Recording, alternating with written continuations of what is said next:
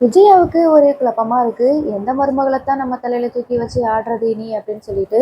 சரி, இப்போ மீனாவுக்கு அந்த பூக்கட்டுற ஆர்டர்லாம் வரவிடாமல் பண்ணணும் அப்படின்னு சொல்லிட்டு ரோகிணி சிந்தாமணி கூட சேர்ந்துட்டு தான் அடுத்த ஒரு வில்லத்தனத்தெல்லாம் பண்ண போகிறாங்க. அதாவது மீனாவை விட கேவலமாக நம்ம போகிறோம், அவளாவது சொந்த தொழில் பண்ணிகிட்ருக்கிறா, நம்ம மாத சம்பளத்துக்கு தான் வேலை பார்த்துட்ருக்கோம் அப்படின்ற மாதிரி தானே அத்தை சொன்னாங்க அப்படின்னு சொல்லிட்டு இந்த ரோகிணி என்ன பண்ணுறாங்க அப்படின்னா சிட்டியை தான் வந்து ஹெல்ப்புக்கு கூப்பிடுறாங்க. அது மட்டும் இல்லாமல் சிந்தாமணியை வந்து கைக்குள்ளே வச்சுக்கிட்டு இந்த மீனாவுக்கு தொந்தரவு கொடுத்தோம் அப்படின்னா கண்டிப்பாக அவள் தொழிலை விட்டு போயிடுவா அப்படின்னு சொல்லிட்டு பிளான் பண்ணிட்டு ரோஹிணிக்கு வந்து இப்போ என்ன ஒரு மோட்டிவ் அப்படின்னா எப்படியாவது மீனாவை வீட்டை விட்டு வெளியில் வரட்டணும் தான். ஸோ அதனால தான் சிட்டியோட ஹெல்ப்பையும் சிந்தாமணியோட ஹெல்ப்பையும் அவள் கேட்க போகிறா.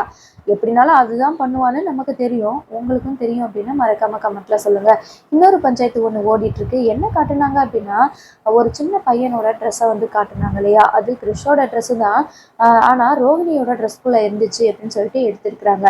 இங்கே என்ன பண்ணுவாங்க அப்படின்னா அந்த ட்ரெஸ்ஸை கொடுக்கறதுக்காக கண்டிப்பாக ரோஹிணி வீட்டுக்கு போவாங்க. அப்போ தான் வந்து அந்த ட்ரெஸ்ஸை கிறிஷை போட்டுறதை பார்த்துட்டு நம்ம முத்துவுக்கும் மீனாவுக்கும் சந்தேகம் வரும். இப்படி தான் அவங்கள வந்து பிடிக்க போகிறாங்கன்னு நினைக்கிறேன். இப்போது நான் ஃபஸ்ட்டே சொன்ன மாதிரி ரோஹிணி என்ன பண்ணுறாங்கன்னா ட்ரெஸ்ஸை கொடுக்கறதுக்காக போகிறாங்க.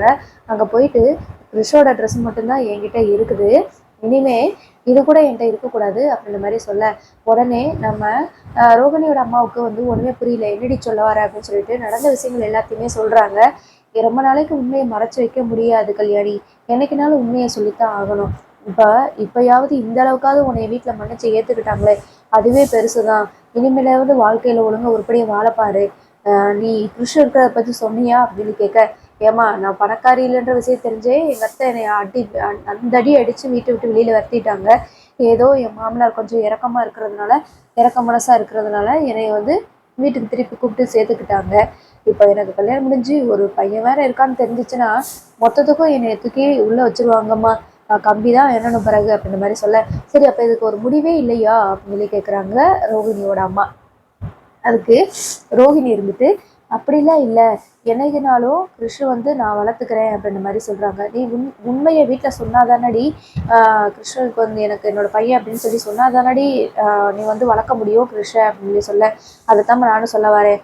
இனிமேல் கிருஷ்ணை வந்து முழுசாக நீங்கள் தான் பார்த்துக்கிறணும், நான் வந்து வித்யா மூலமாக தான் உங்களை பார்த்துக்குவேன், நான் இனிமேல் நேரில் வந்து பார்க்க மாட்டேன். ஒருவேளை அப்படின்னு நான் நேரில் வந்து பார்க்குறத முத்துவோ அந்த மீனாவோ பார்த்துட்டாங்க அப்படின்னா இன்னும் பிரச்சனை பெருசாகும், அதனால் இனிமேல் நான் உங்களை பார்க்க வரவே மாட்டேன் அப்படின்ற மாதிரி சொல்கிறாங்க. அப்போ கிருஷோட நிலைமை என்னடி அப்படின்னு சொல்லிட்டு கேட்குறாங்க ரோஹிணியோட அம்மா. அதுக்கு அவனுக்கு வளர்கிறதுக்கு தேவையான எல்லா ஹெல்ப்பையும் நான் பண்ணுவேன், ஆனால் அவனை நான் வந்து கூப்பிட்டு வச்சுக்கிருவேனா அப்படிங்கிறது எனக்கு தெரியல, என்னோட லைஃப்பை நான் காப்பாற்றி தான் ஆகணும் அப்படின்னு சொல்கிறாங்க. உடனே ரோஹிணியோட அம்மா உட்காந்து அழுதுட்டுருக்குறாங்க. இப்படி பெத்த பிள்ளையை வேண்டான்னு சொல்கிறேடி, நாளைக்கே எனக்கு ஏதாவது ஒன்று நான் செத்து போயிட்டேன் அப்படின்னா அவனை யாரடி வளர்ப்பா அப்படின்னு சொல்ல, அதுக்கு தான் ரோஹிணி சொல்கிறாங்க, ஏதாவது ஒரு ஒரு ஹாஸ்டலில் நான் சேர்த்து விட்டு வளர்த்துக்கிறேன் அப்படின்ற மாதிரி சொல்கிறாங்க. அதுக்கு ரோஹிணியோட அம்மா இருந்துட்டு, முதல்ல நீ இந்த வீட்டை விட்டு வெளியில் போ, இனிமேல் எங்களை நீ பார்க்கவும் வர வேண்டாம், இதுவும் பண்ண வேண்டாம், இப்படி ஒரு தாய் இந்த உலகத்தில் இல்லவே இல்லை, பெத்தவ வாயால் ஒரு குழந்தைய ஹாஸ்டலில் போய் சேர்க்க போகிறேன், ஏதாவது ஒரு ஆசிரமத்தில் சேர்த்து விட்ருவோன்னு சொல்கிறத நான் இப்போ தான் கேட்குறேன், இவ்வளோ சுயநலவாதியாடி நீ இருப்ப அப்படின்னு சொல்லும்போது ரோஹிணி சொல்கிறாங்க, நீ மட்டும் சுயநலம் இல்லையா, உன்னோட சுயநலத்துக்காக தானே என் வாழ்க்கையை பணைய கொடுத்த அப்படின்னு ரோஹிணி வந்து கேட்குறாங்க. ஏன்டி நான் உன்னை சின்ன பிள்ளையிலேருந்து சின்ன வயசுலேருந்து நான் உன்னை வளர்த்துட்ருக்கேன், வளர்த்து தான் ஒரு ஆளாக்கி நான் உனக்கு கல்யாணம் பண்ணி வச்சு நல்லா நீ வாழ்வான்னு நினச்சேன், ஆனால் இப்படி ஆயிடுச்சு, ஏதோ நான் பண்ண தப்பு தான், நான் ஒத்துக்கிறேன், அதுக்காக நீ பெத்த பிள்ளையே இப்படி வேண்டான்னு சொல்வியா அப்படின்ற மாதிரி சொல்ல, இனிமேல் என்னை தேடி வராதிங்க, உங்களுக்கு என்ன வேணும்னாலும் வித்யாவுக்கு கால் பண்ணுங்க, உங்களால் எனக்கு பிரச்சனை வரவே கூடாது, ஏதாவது வேணும்னா வித்யா என்கிட்ட கேட்டுக்கிடுவா அப்படின்ற மாதிரி ரோஹிணி வந்து சொல்லிடுறாங்க. எனக்கு நீயே இல்லை நாங்கள் போது உன் உதவி மட்டும் எங்களுக்கு எதுக்கு அப்படின்ற மாதிரி சொல்லிடுறாங்க. எப்படியாவது கிருஷ்ண மறுபடியும் சேர்ந்தா சூப்பராக இருக்கும். சரி, என்ன நடக்குதுன்னு நம்ம தொடர்ந்து பார்த்து தெரிஞ்சுக்கலாம். தேங்க்ஸ் ஃபார் வாட்சிங். நம்ம முத்துவும் மீனாவும் கண்டிப்பாக சும்மா இருக்க மாட்டாங்க, அந்த ட்ரெஸ்ஸு கான்செப்டை வச்சே கண்டிப்பாக கிருஷ்ணா கண்டுபிடிப்பாங்க. சரி, பார்ப்போம் என்ன நடக்குது.